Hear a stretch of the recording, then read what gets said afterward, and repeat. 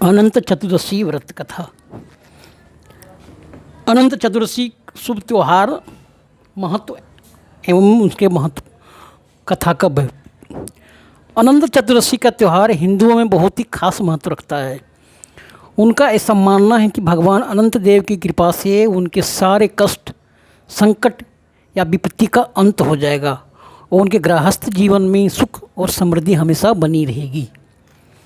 अनंत चतुर्दशी का व्रत भाद्र मास के चतुर्दशी के दिन को मनाया जाता है। इस दिन संकटहर्ता भगवान अनंत देव जो हरि के रूप में हैं, उनकी पूजा की जाती है। इस दिन स्त्री एवं पुरुष संकल्प लेकर अपने हाथ में एक धागा धारण करते हैं जो रेशम व रुई की होती है। उस धागे में 14 गांठें दी हुई होती है।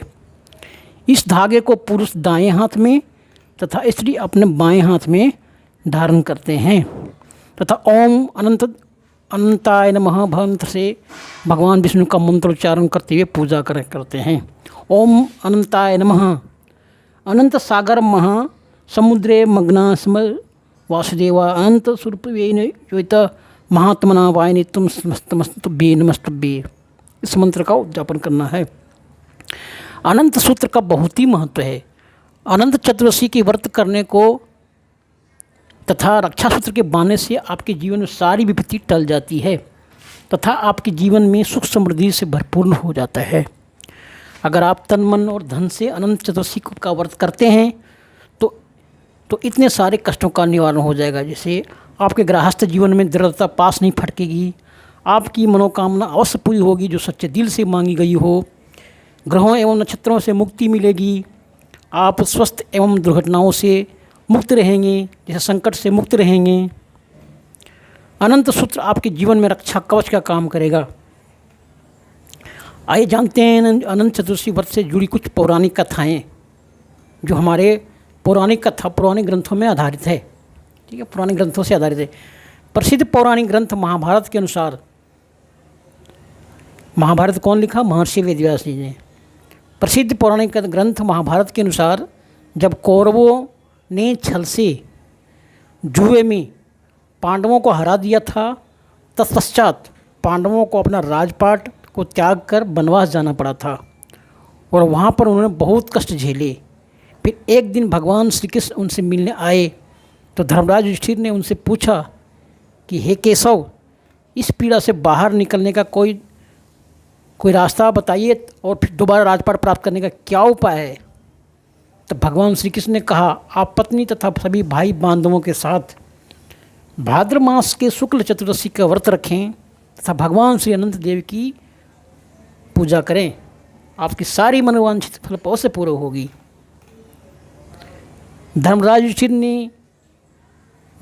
के मन में अनंत देव भगवान के बारे में जानने की इच्छा प्रकट हुई तो श्री कृष्ण ने बताया कि अनंत देव भगवान विष्णु का ही रूप है और चतुर्मास में शेषनाग की सैया पर अनंतपन रहते हैं, जिनके आदि और अंत का कोई पता ही नहीं चलता, क्योंकि ये अनंत देव कहलाते हैं। इनके पूजन से आपके सारे कष्टों का अंत हो जाएगा। भगवान श्री कृष्ण के सलाह से युधिष्ठिर ने अपने सपरिवार विधि विधान के साथ नदी के किनारे भगवान श्री हरि की पूजा की तथा अनंत सूत्र को धारण किया और इस प्रकार उन्हें वापस राजपाट प्राप्त हुआ। एक दूसरी कथा के अनुसार किसी नगर में कौंडिन्य मुनि अपनी पत्नी के साथ रहते थे। उनकी धार्मिक स्वभाव जैसे पूजा पाठ एवं भगवान में बहुत विश्वास था। उनके घर में कोई संकट न आवे इसके लिए उन्होंने एक बाएं हाथ में रक्षा सूत्र बांध रखी थी। एक दिन कौंडिन्य मुनि की दृष्टि अपनी पत्नी के बाएं हाथ में बंधे अनंत सूत्र पर पड़ी, जिसे देखकर वह भ्रमित हो गए। उन्होंने पूछा, क्या तुमने मुझे बस में करने की यह सूत्र बांधा है? शीला ने विनम्रतापूर्वक उत्तर दिया, जी नहीं, ये अनंत भगवान का पवित्र सूत्र है। परंतु धन ऐश्वर्य के मद में अंधे हो चुके कौंडिन्य मुनि ने अपनी पत्नी की सही बात को भी गलत समझा और उस अनंत सूत्र को जादू मंत्र वाला वशीकरण करने का सूत्र समझकर तोड़ दिया और उसे आग में डालकर जला दिया। इस तरह के अपमान से अनंत देव भगवान नाराज हो गए और उनकी सारी संपत्ति नष्ट हो गई, उनके सारे सुख दुख में बदल गए और उनके जीवन यापन के लिए बन भटकने पर मजबूर हो गए। वे अपने जीवन यापन के लिए वन में मजबूर हो गए। जब कौंडिन्य मुनि को इस गलती का एहसास हुआ तो उसने अपने अपराध का प्रायश्चित करने का निर्णय किया। वो अनंत भगवान से क्षमा मांगने हेतु वन में चले गए। उन्हें रास्ते में जो मिलता वे उससे अनंत देव का पता पूछते जाते। बहुत खोजने पर भी कौंडिन्य मुनि को जब अनंत भगवान से दर्शन नहीं हुआ तो निराश होकर प्राण त्यागने को उद्यत हुई।